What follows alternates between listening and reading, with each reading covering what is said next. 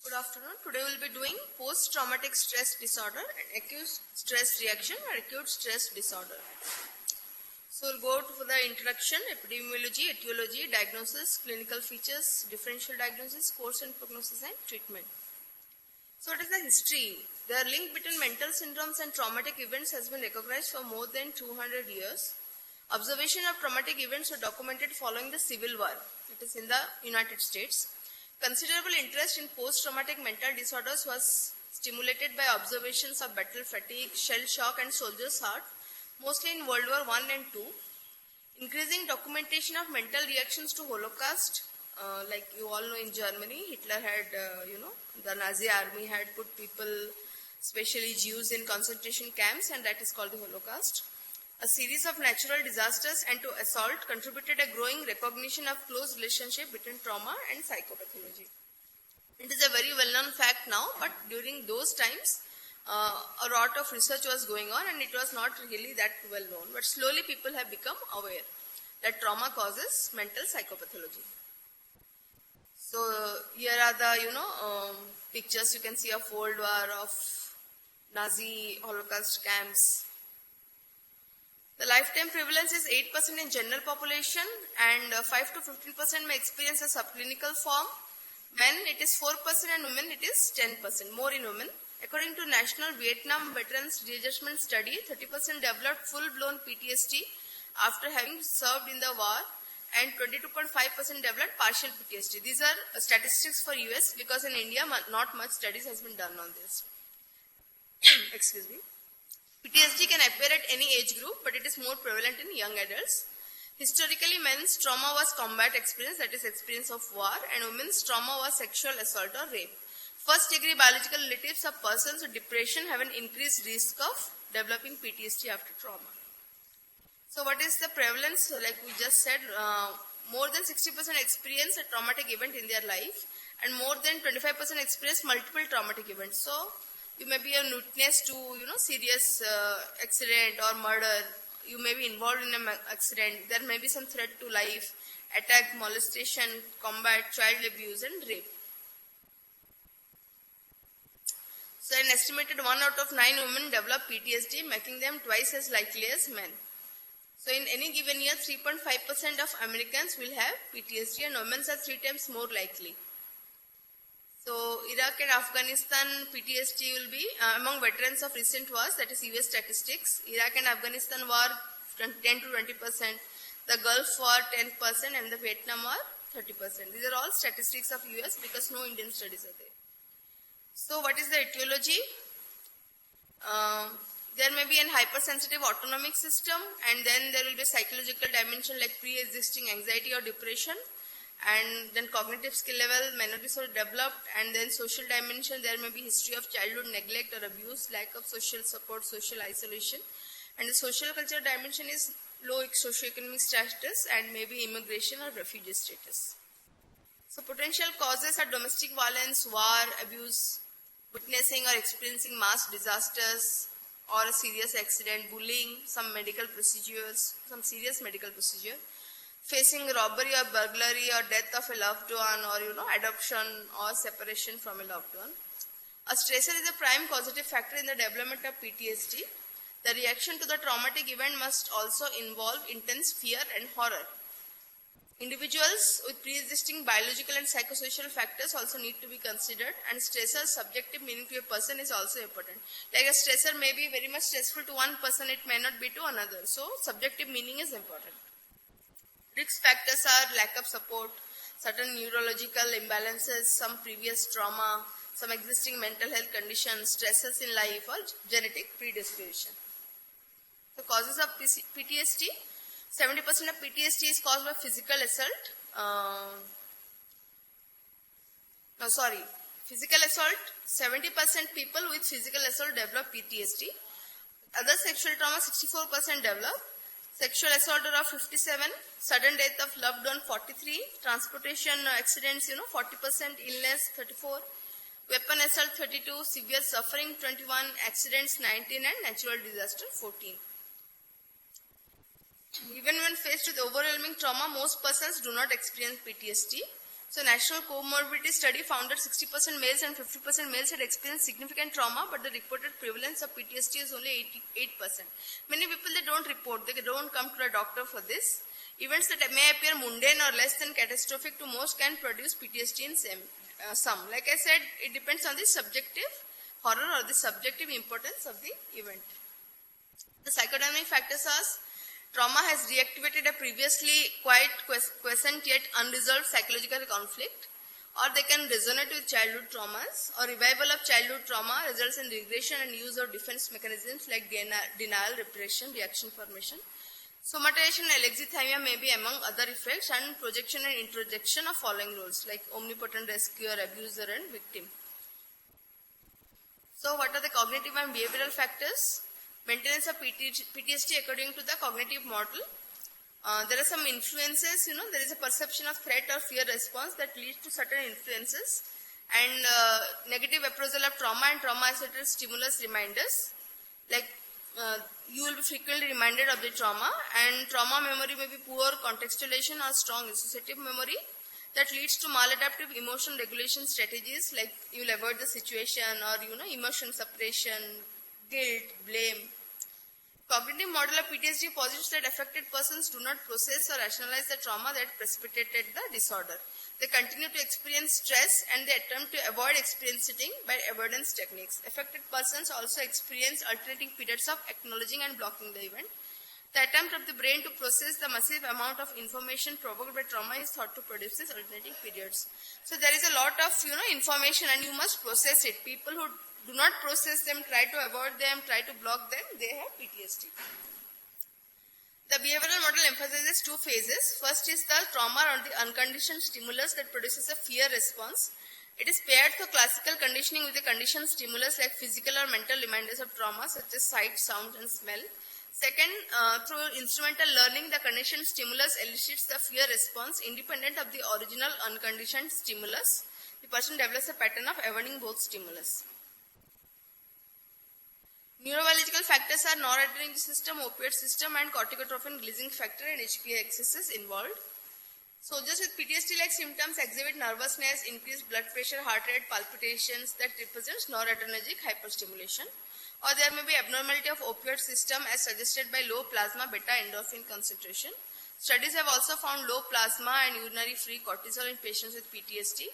There is also cortisol hypersuppression. So basic areas implicated in PTSD are anterior cingulate cortex, medial prefrontal cortex, amygdala, and hippocampus. So there will be sympathetic nervous system, then there will be severe dysregulation of locus coeruleus in the brain, then that leads to hypersensitivity of external stimulus. Combat veterans, they have increased heart rate, anxiety, increased urinary excretion of norepinephrine, disorders in HPA axis. In acute or chronic stress and depression, cortisol level is increased. PTSD sensitization of HPA occurs, cortisol levels are chronically decreased. Patients with PTSD show lower cortisol levels up to 50 years after initial trauma.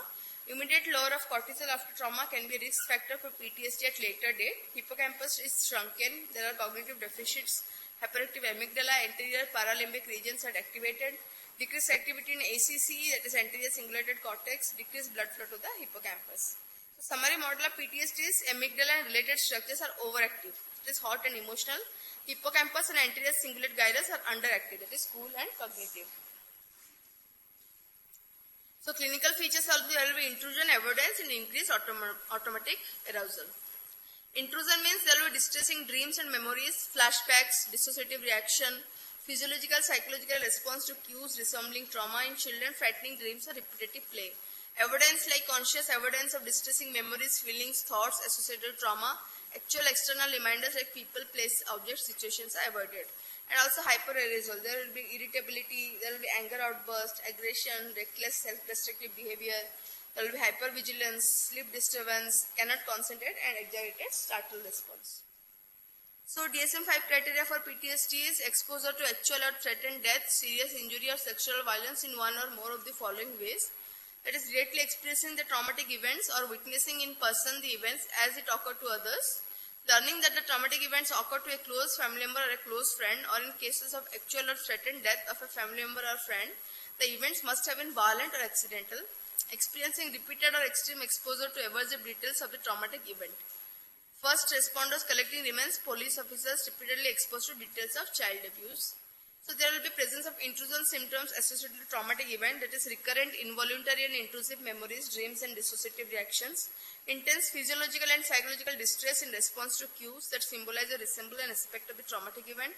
There will be persistent evidence of stimuli associated with trauma and negative alteration in cognition and mood associated with traumatic event, like inability to recall an important aspect of the trauma, markedly diminished interest or participation, feeling of detachment, and marked alteration in arousal and reactivity evidenced by two or more of the following, that is difficulty falling or staying asleep, reckless or self-destructive behavior, irritability, difficulty concentrating, hypervigilance, executive startle response.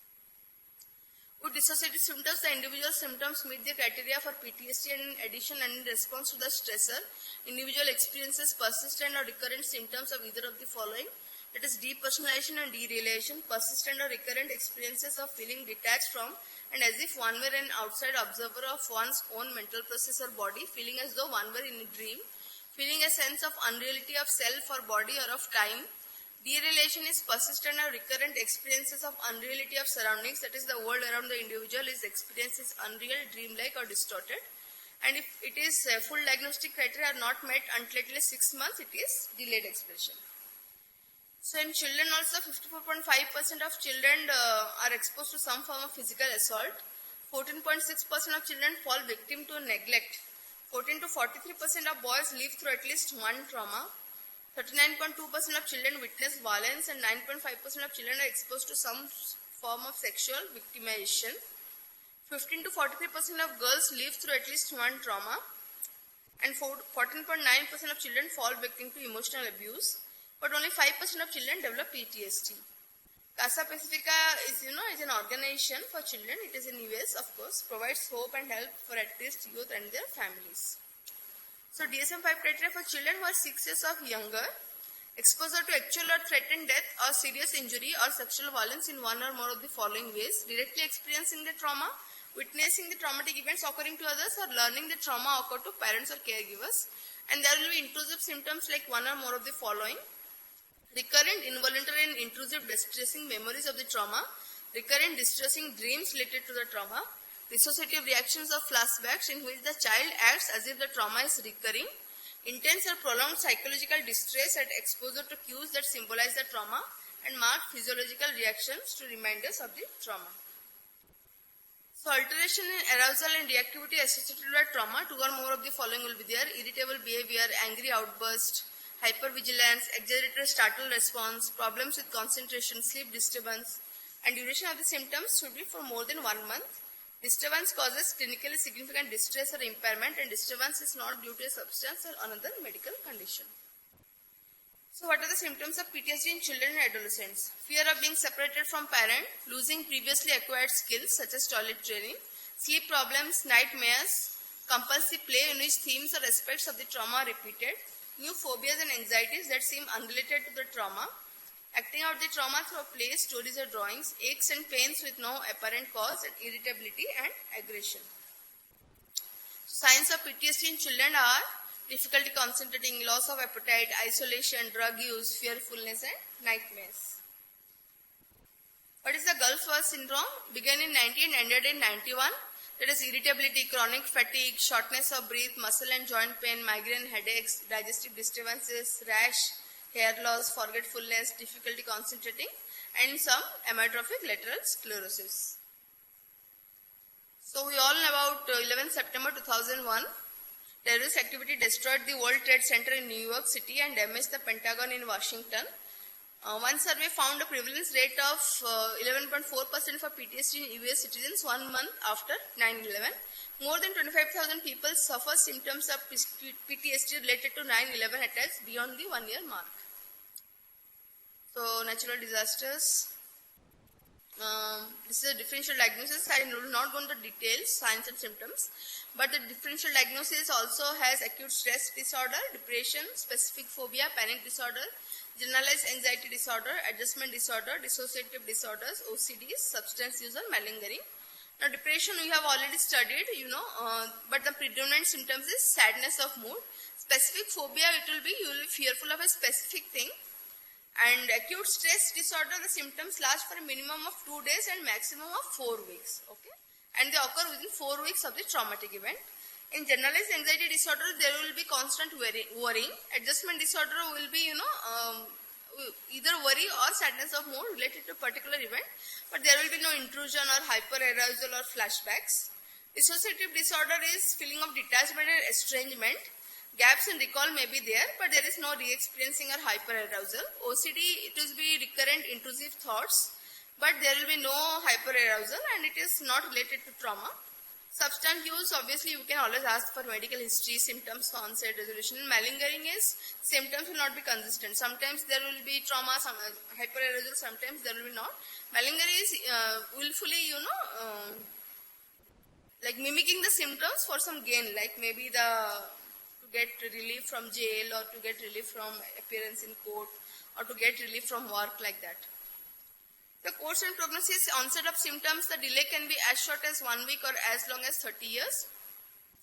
Untreated, 30% of patients will recover completely, 40% will have mild symptoms, 20% will continue to have moderate symptoms, and 10% will remain unchanged or become worse. After 1 year, about 50% of the patients recover. Symptoms fluctuate during the course of illness, being more intense during more periods of stress. Good prognostic features are rapid onset, short duration, that is less than 6 months, good premorbid functioning, strong social support, and absence of other psychiatric, medical, or substance-related disorders. Poor prognostic features are very young or very old age, pre-existing psychiatric, medical comorbidity, personality disorder, poor social support. So treatment is psychotherapy or pharmacotherapy. Psychotherapy is after a traumatic event or before development of the PTSD, there should be supportive care, crisis intervention, certain relief measures, and development of coping mechanisms, education about and acceptance of the traumatic event, and instructions to facilitate relaxation. Psychotherapy approaches also include CBT, cognitive behavioral therapy, exposure therapy, eye movement, desensitization and reprocessing, and coping skills and stress management. So cognitive behavioral therapy is two major approaches. Exposure therapy, in which the patient re-experiences the traumatic event through imaging techniques or in vivo exposure. The exposures can be intense as in implosive therapy or graded as in systemic desensitization. Relaxation is teach the patient methods of stress management like relaxation and cognitive approaches. The themes will be therapists should overcome patients' denial of the traumatic event, encourage them to relax and remove them from the source of the stress. Patients should be encouraged to sleep using medication if necessary, support from persons in the environment like friends and relatives. Patients should be encouraged to review and abreact, that is unrepressed emotional feelings associated with the event, and also plan for future recovery. The goal is to return a sense of control, confidence and predictability for the patient and reduce escape and avoidant behavior. So what are the coping strategies? Spend time with people, exercise, counseling, journaling, mindfulness and lifestyle changes. Eye movement desensitization and reprocessing is developed by Francine Shapiro. The patient focuses on the lateral movement of the clinician's finger while maintaining a mental image of the trauma experience. The general belief is that symptoms can be relieved as patients work through the traumatic event while in a state of deep relaxation. Proponents of this treatment state is as effective and possibly more so than other measures preferred by both clinicians and patients who have tried it. Frequently criticized as well, training certification is difficult and uselessness of finger movement. So, EMDR process, that is eye movement desensitization and reprocessing process, history should be taken, identify the issues, develop a treatment plan, preparation is establish safety, connect with internal resources, learn to self-soothe and renew secure bond. Assessment is identify the disturbing event, identify the corresponding emotions, create a positive belief statement. And desensitization is conduct bilateral stimulation, react to new insights and associations and continue until disturbing emotions are reduced. The process continues with the client experiencing the positive belief as true, identifying any remaining emotion and closing the session and re-evaluating at the next session. What are the pharmacotherapy interventions? Main goal is to minimize symptoms, then cure PTSD. The hyperarousal symptoms like nightmares are the most likely to respond. Medication should never replace therapy unless it is ineffective or declined. Patient preferences need to be incorporated into shared decision making because they can influence treatment adherence and therapeutic response. Pharmacotherapy SSRIs are used sertraline, paroxetine are first line. TCS can also be used like imipramine, amitriptyline. Dosage is same as those used to treat depressive disorders and an adequate trial should at least be for 8 weeks. MAOs can be used, that is monoamine oxidase inhibitors like phenelzine. Benzodiazepines are not very advisable, used sparingly for hyperarousal, irritability and insomnia, and treat comorbid depression and substance use. That is very important. So sertraline dose is 50 to 200 milligram. Paroxetine is 20 milligram. Fluoxetine is also 20 milligram. Phenelzine is 15 milligram TDS, and propranolol is 40 to 80 milligram. So the treatment is diagnosis of PTSD. You can give SSRI for 4 to 6 weeks. If there is no response, switch to second SSRI or venlafaxine. And then also no response, switch to third SSRI or venlafaxine, mirtazapine, TCA. If there is some partial response, a maximized dose or augment based on residual symptoms and continue the treatment for at least 1 year. And the residual symptoms might be there like sleep difficulties or nightmares. You can give, prazosin, anger, lamotrigine, intrusive thoughts, risperidone or quetiapine can be given, and hypervigilance also responds to risperidone and quetiapine. So that ends today's lecture.